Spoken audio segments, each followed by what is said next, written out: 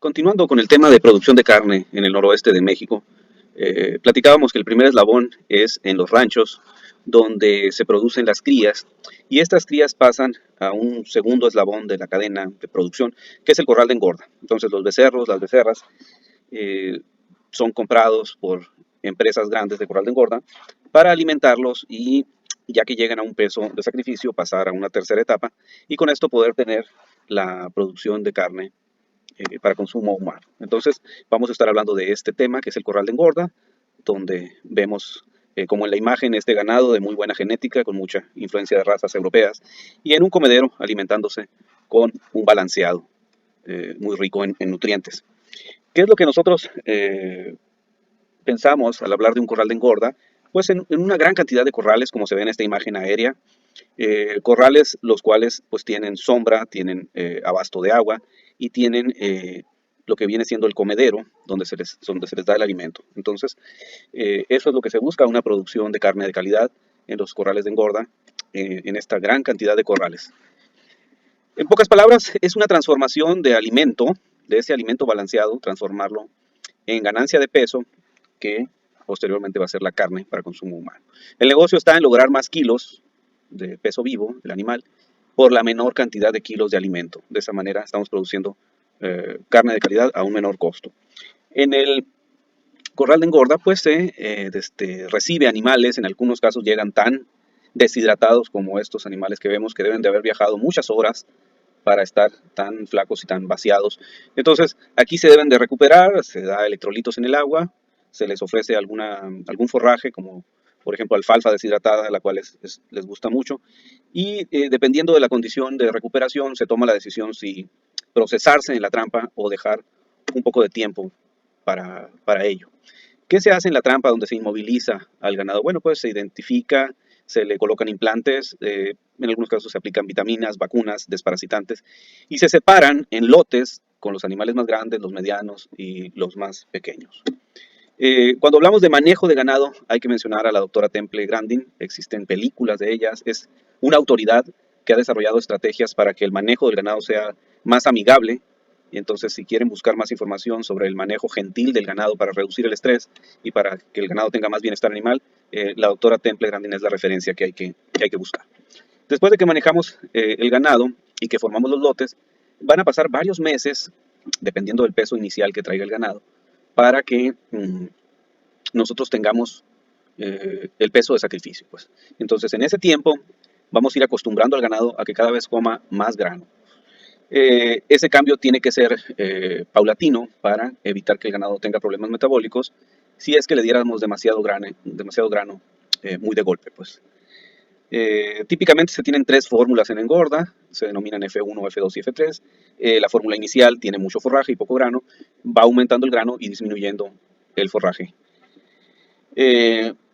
Problemas de salud, tenemos típicamente dentro del primer mes de llegada del ganado problemas respiratorios, productos del estrés, del transporte. En el pasado se le llamaba fiebre de embarque a este tipo de problemas respiratorios. Posteriormente, ya que avanzamos en semanas y meses en el corral, se acostumbra a aplicar un segundo implante, se le llama reimplantar, para que no se pierda ese efecto anabólico que le da la implantación. La alimentación pues va a basarse en lo que el animal necesita en cada etapa. Es diferente un animal en crecimiento a un animal ya que está grande, engordando. Es diferente lo que necesita de nutrientes. Entonces, en base a esas necesidades del animal, se elabora el alimento, para lo cual pues necesitamos grano, necesitamos pastas proteicas, etcétera. Y necesitamos tener una calidad, un control de calidad, necesitamos procesos de molienda o de otro tipo de procesos para condicionar el alimento. Y todo eso se da en una planta de alimentos. Y el siguiente punto es en la forma en que nosotros servimos el alimento. Hay mucho dinero detrás de la forma en que nosotros servimos el alimento. Lo que se mencionó anteriormente de la alimentación, pues se basa en las características del animal, que es un rumiante, el bovino que se engorda, es decir, pues que tiene 4 compartimentos gástricos, lo que sería rumen, retículo, omaso y abomaso. Y en el rumen pues se lleva a cabo una gran fermentación, principalmente por bacterias que degradan compuestos fibrosos. Entonces, de acuerdo a la anatomía y fisiología animal, nosotros vamos a adecuar la alimentación del animal para cumplir con ciertas necesidades y que el animal pueda ser productivo.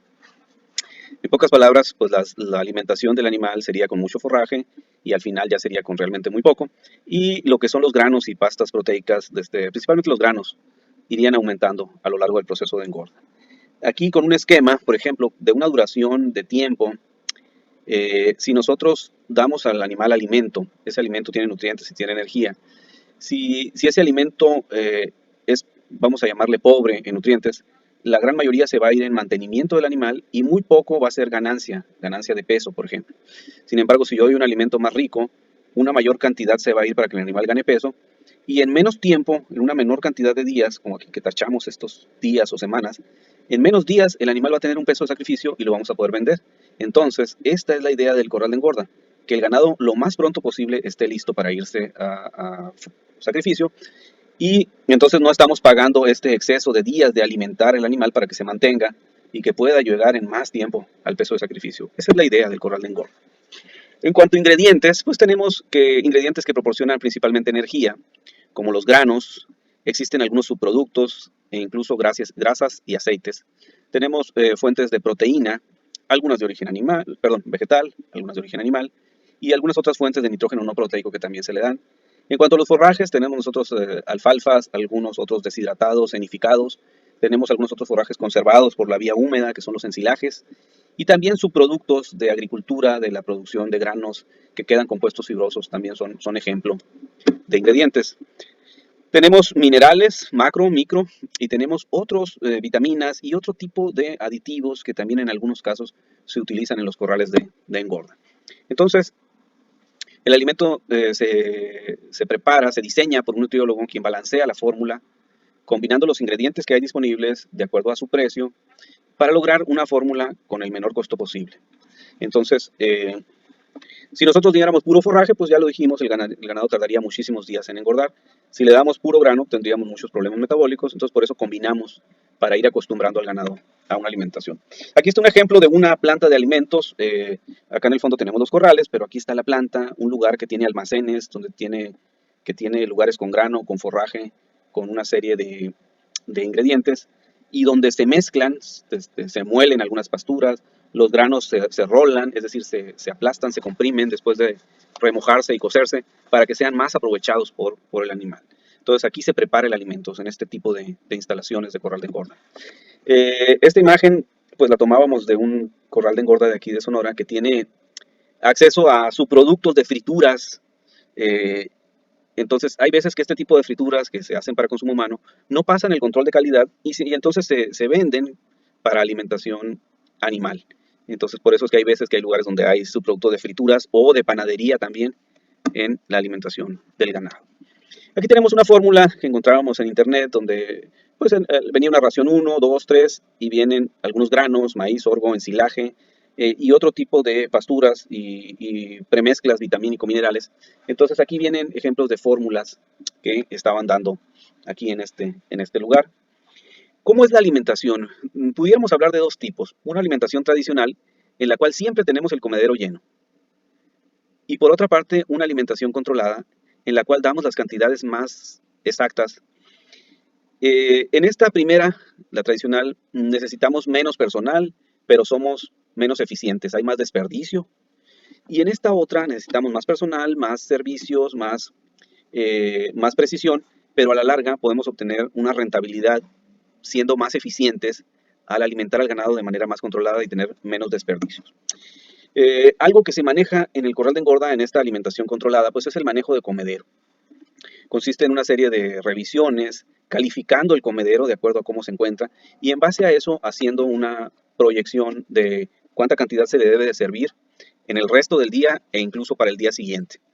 También se observa el ganado y se le observan su hijar, de acuerdo a una calificación. Si el ganado está hundido, su hijar, calificaríamos de diferente manera y eso nos puede indicar si el ganado ha comido o no. Y también se califica la actitud del ganado, porque yo puedo tener un comedero vacío, o sea, que esté lamido o que esté limpio, pero si el ganado está tranquilo, pues probablemente quiere decir que se llenaron todos los animales. Pero si yo tengo un comedero lamido y el ganado está agresivo, está pidiendo comida, pues probablemente me indique que le hizo falta, pues. Entonces, estos son algunos de las escalas de calificación que se usan para el manejo de comederos. ¿Qué se recomienda? Pues seguir ciertas rutinas, tener cierta información, como aquí dice, Y una serie de acciones, si yo tengo comederos en esta calificación, subir un porcentaje, en esta otra dejar igual, también dejar igual. Si tengo acá hacer una reducción fuerte, si tengo el comedero completamente lleno, pues corregir el error, ver cuál fue el error. Y aquí hay dos candados, no subir más del 7% de un día para otro y no subir 2 días seguidos. Lo que buscan estas acciones es que controlemos la alimentación del ganado y que evitemos que el ganado unos días coma mucho y otros días poco. Necesitamos llevarlo estable en su consumo de alimento. Hay algunos parámetros, se calcula el consumo del animal, se llevan a cabo controles de peso, en base a estos pesos se saca la ganancia diaria de peso y un parámetro clave en la engorda es la conversión alimenticia. Quiere decir cuántos kilos de alimento se necesitaron para que el animal ganara 1 kilo de peso. Entonces, si yo divido el alimento que consumió en un periodo de tiempo entre la ganancia que tuvo en ese mismo periodo de tiempo, me va a dar esa conversión alimenticia. Finalmente, si yo multiplico la conversión alimenticia, o sea, los kilos que necesito para aumentar 1 kilo de peso, por el costo del alimento me va a dar el costo por kilo producido. Y este parámetro es importantísimo para saber cuánto me está costando el kilo de producción, de aumento de peso, y compararlo con el precio en lo cual lo voy a vender ese kilo de animal, para saber si ando bien, si va a ser negocio o si voy a perder dinero. Aquí ponía unos cálculos económicos. Yo tengo que estimar, tengo que saber el peso de entrada de los animales y el peso de salida. Aquí yo puse una suposición. En este escenario, si yo resto de aquí para acá, pues yo tendría que ganar en ese animal o en ese lote de esas características 250 kilos de peso en el periodo de engorda. Si asumo, si supongo, proyecto una ganancia de 1.5 kilos por día por animal, yo divido eso que tengo que ganar entre esa ganancia y me dice que aproximadamente en 167 días de engorda yo pudiera tener ese animal a mi peso deseado sacrificio. Estos son ejemplos y pueden variar de engorda en engorda. Entonces, yo aquí estoy poniendo un supuesto de que mi conversión va a ser de 6. Entonces, si el alimento costara 5 pesos, pues entonces los 250 kilos que quiero ganar por los 6 kilos de alimento de conversión que voy a necesitar, me dice que en el periodo de engorda voy a necesitar 1.500 kilos de alimento por animal. Si lo multiplico por un costo, me dice que necesito yo 7.500 pesos en puro alimento para engordar un animal. Si yo tengo 10.000 cabezas, entonces yo necesitaría 75 millones de pesos para finalizar, para alimentar esos animales. Entonces, ¿cuál es la conclusión de esto? Pues que en primer lugar hay que hacer números, en segundo lugar se necesita una gran cantidad de dinero para una engorda. Y todavía nos faltan otros conceptos como la compra de ganado. Aquí estamos hablando nomás del alimento. Entonces, aquí para resaltar la importancia de la conversión alimenticia, hacíamos un cálculo. ¿Y cuál es la diferencia de pasar de una conversión de 6 a una de 5? Con un peso inicial, un peso final, los kilos de alimento que necesitaría, pues aquí ya empiezo a necesitar más alimento en este escenario que en este otro.